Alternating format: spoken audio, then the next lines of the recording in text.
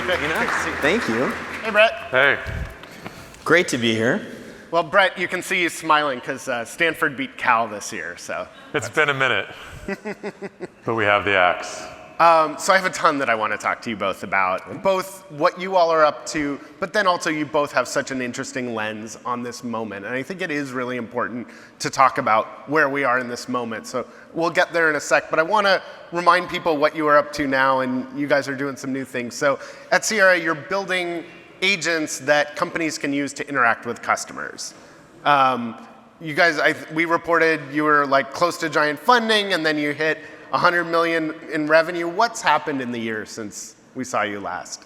It's been a whirlwind of a year. As you said, just a couple weeks ago, we crossed 100 million in annual recurring revenue. And for us as an enterprise software business, this is contracted, durable, in many cases, multi-year commitments. And just incredibly proud of the impact that we're having with and for our customers. To give you a sense for what it is we do, if you have an ADT alarm system and it goes on the fritz and you're wondering what's going on, you call ADT and AI will pick up and help you figure out which of the 52 panels you have. If it's a battery issue, drop ship you a new battery in the mail. The progress we've made in industries, large, small, regulated, unregulated, has just been extraordinary over the last year. We just had our customer summit where we had hundreds of our customers in town in San Francisco for the first time. And what's kind of incredible about our customer base is 50% of our customers do over $1 billion in revenue per year, 20% do over $10 billion a year. And so in particular, we're showing up well for some of the biggest, most sophisticated brands in the world. And I hear you're also expanding internationally? Yeah, we just earlier this year, we opened up in London. On February 1st, we had one person there. We now have many dozens and have a growing business with companies like Marshmallow and Deliveroo and others. And Next. Next, the largest clothing retailer in the UK. And actually, as of today, we are opening up shop in Japan. And very excited, SoftBank's Vision Fund 2 actually invested in Sierra, and we'll be partnering with them as we open up shop in Japan. So more countries, more regions. Again, there's a lot of interest in what we built. And then in terms of what it is you offer, one of the ways you're expanding, which I actually thought a lot of these agents already did, and I understand I'm incorrect, is giving them more context. So you want them, obviously, if you're going to use an AI agent for customer service, you want it to know more than, that's the whole point, is it can know your history. I would have thought that was already there, but I understand you've built a new agent system that has more context than customer service agents typically have. Yeah, I'll sort of talk about the problem because it's actually harder, I think, than just memory. You know, we all use ChatGPT, and for most of us, we keep the memory on, so it remembers previous interactions. If you think about the difference between customer service and customer experience, though, it's those little things. It's remembering your last interaction. It might remember the last thing you purchased if it's a retailer. But more than anything, it's going from being reactive to proactive as well. If you think about the mobile operators here in the United States, they all have about 1% attrition every year. Each basis point of attrition is just worth so much. And so service is kind of a cost-reducing tool, but experience is actually about the top line of these businesses, particularly businesses that focus on their lifetime value. So we built a product called our Agent Data Platform, which does what you described. It enables agents to have memory. It enables you to, when you call twice in a row, it remembers the past conversation. But it's more than that. It can actually incorporate all the data about you. So with SiriusXM, who's been a design partner with this Agent Data Platform, when it's giving you an offer on your new plan, it remembers everything about you and it's personalized. And we think this is a really compelling opportunity for brands to go from conversations to relationships. We think your agent should be sort of a concierge. They actually helps you not just reduce costs and reduce calls into your call center, but actually drives revenue. And we think this is the opportunity in AI agents for customer experience, and that's why we're so excited for some of the new products we've announced. So I want to step back a little bit and get both of your senses on where we are in this moment of time. A lot of talk, we're in a bubble, there's way too many zeros at the end of all these things. And I'm curious, as someone you guys are both growing a real business, you mentioned 100 million annual revenue run rate. I imagine you definitely think this AI thing is real and big. But are the folks who are looking at these giant investments I don't think it's necessarily, oh, AI is not a thing, but is there a case to be made that this pace is more than a human society can do? I mean, we saw this with the internet. Most of the ideas in .com 1.0, even the ones we laughed at, are all real businesses today. Webvan is now Instacart. Even Cosmo is DoorDash. But it took a longer period of time. Might the same not be said about AI, that, yeah, it's a real thing, but we're going to need a boom and a bust before we get there? We talk about this a lot. Why don't you start? Yeah, I think it probably is a bubble, first. But it's interesting thing about bubbles is a bubble, I think broadly, you have more investment in some businesses that don't deserve it. But what's interesting about bubbles is you often, like if you look at the internet era, we built out fiber. It turned out to actually really fuel Web 2.0 and the eras that came after that. You ended up with most of the large companies in the stock market today, like Amazon and Google, founded during that period. And you also had Pets.com and Webvan and the others. I think the same is probably true right now, where there will be a modest number of exceptional companies founded that will represent a huge amount of growth, just in terms of, and in large part because these agents are actually capable of doing things that just weren't actual markets before. One of my favorite examples is Harvey, a legal tech startup, and I couldn't really think of many legal tech companies that you'd have on a stage at a conference like this before. But all of a sudden, when the AI agent's actually doing like an antitrust review, wow, that's valuable. And so software is going from being a modest productivity driver for people to doing valuable economic work, which means the addressable market of software has just vastly expanded. So I think what's going on in the markets right now is everyone, I think, correctly believes that even the current generation of technology, not even assuming future improvements, will dramatically change society and drive productivity into the economy and drive incredible economic value. And because the impact is so great, there's a shortage of GPUs, there's a shortage of infrastructure, and it creates all the bottlenecks in the supply chain drive prices up, whether it's for RAM or GPUs or even power, which creates a lot of things that sort of look and smell like a bubble. But I think it would be a mistake to dismiss it as snake oil, because it's not actually. There's a ton of value. Just like I always joke, if you invested in Amazon.com, your perspective on the .com bubble is very different than you were all in on Buy.com. And I think that's true now too. And so I think we're going to see and look back and actually, like you talked about, wow, most of the ideas were true. That was a failure, that was a failure. They were overextended. But there's going to be a handful of companies that are truly generational. And I think the hard part for entrepreneurs is like you want to be the generational one, and there's so much demand for this technology. You really need to, the pace is just something like none of us have ever experienced. So we are trying to responsibly grow a business, and I think we're doing it, I think quite responsibly, but it is insane right now. I mean, there's like the level of excitement and investment, I think is at once warranted, and also I think it is a reasonable thing to ask. I think it would be irresponsible not to ask. My bubble indicator is the number of times you read agentic on billboards driving down 101. And it's pretty high right now. But I think it captures this kind of dichotomy, if you will, where there is unequivocal, massive potential in this technology. Software that you can, for the first time, hire not to make you 11% more productive, but actually to do a job and do a job well.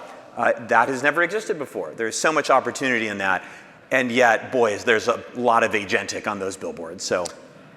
And so Bret, as some of you know, wears another hat. He's also chairman of OpenAI, and I'm going to ask him a couple questions about that. But I'll make this one to you, Clay, because I think Bret has a horse in this race. We've heard a lot about sort of the rise of alternatives to OpenAI, and you guys have always been model agnostic. You've built it so that different models.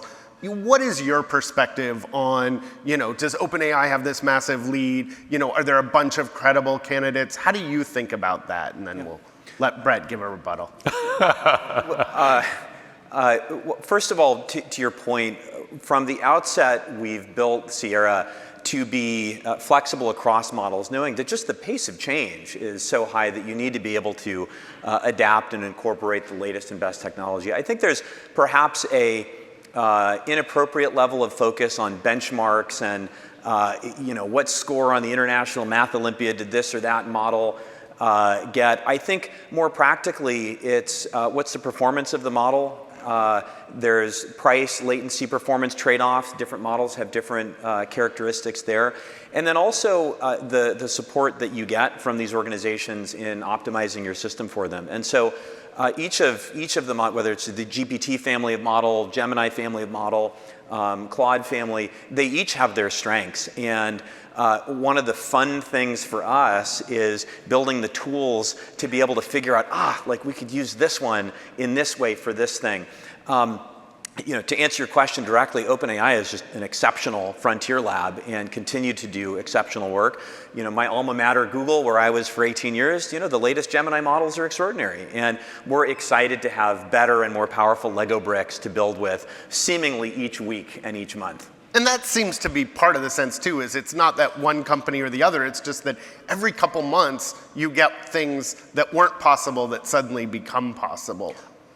Or for dramatically less money. I mean, that's the other thing is, when GPT-4 was the best model in the world, it was great, but I think it cost at the time maybe $60 per million output tokens, which is like 2 orders of magnitude than the frontier models today. So as Clay said, it's not just performance. In fact, for many tasks, the frontier models from last year are actually sufficiently intelligent, but now they might have been cost prohibitive. And now you have this price, performance, latency, and latency is under talked about, because if you're doing voice conversations in particular, latency is particularly important.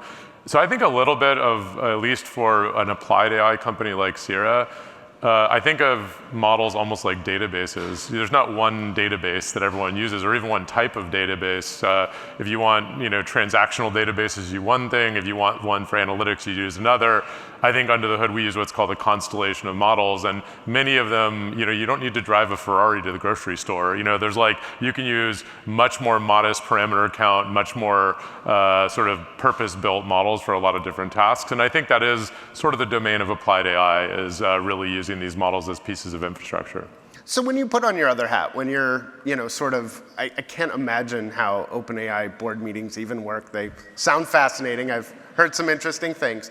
But one of the things— I should be offended by that. I run a tight ship, okay? Clearly. He does. He does. In fairness, he came in after the drama that you may have read about online. Yeah.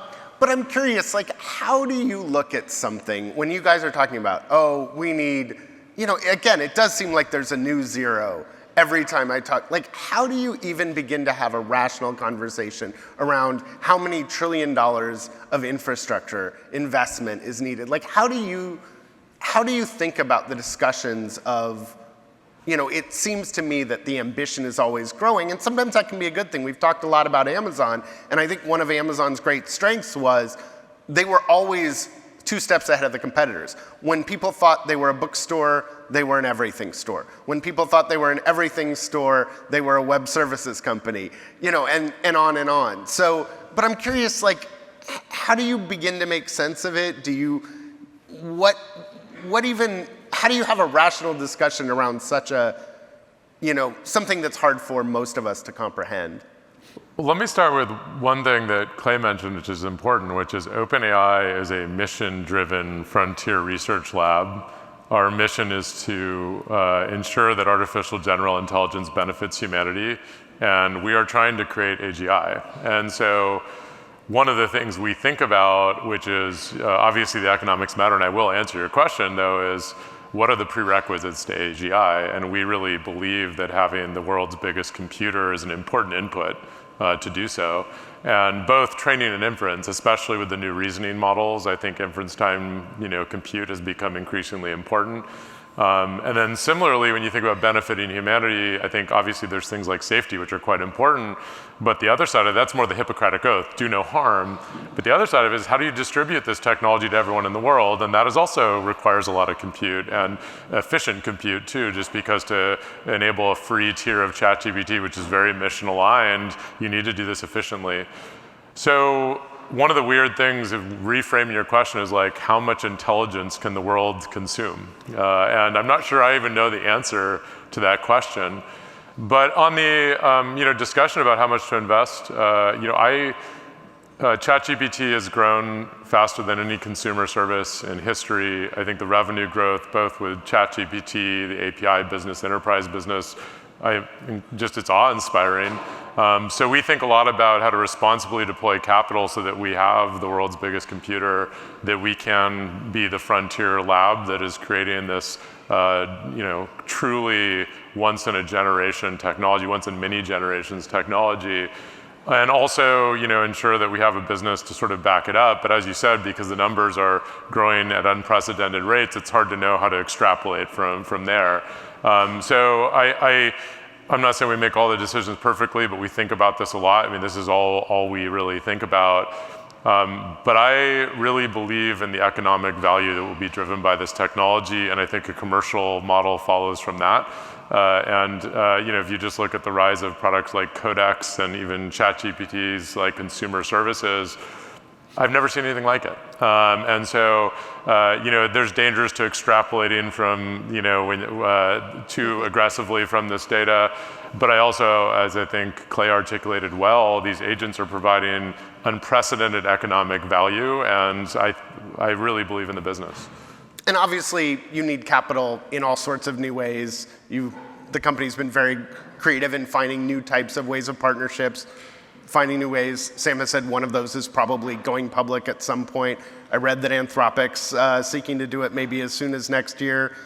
Do you think they'll be first, or you think you guys can beat them out of the gate? So clever. You think you want me to take this? Yeah, exactly. Nothing to comment on that, obviously, but I appreciate you shooting your shot. Look, I think, one of the obvious things now that was not obvious 4 years ago was just the capital required to build AGI. I think, or probably maybe 6 years ago. And so, with the recapitalization we did, we're really trying to set the company up to be able to capitalize the business to achieve our mission. And part of that may involve going public at some point, but that's obviously not something we're talking about right now. But I'm really happy that the structure we have enables the company to capitalize in a way it needs to, and it structures a not-for-profit to really benefit the maximum number of people as that public benefit corporation grows. So I'm really happy we're set up to facilitate outcomes like that over time, but obviously no comment right now. And I know we're almost out of time, but my colleague Dan Primack pointed out, there was this report that, Sam was also looking at a space company and is like, what is it with these tech titans in space? Space is cool. That's what space Lego sets are for. Much cheaper, scales infinitely. How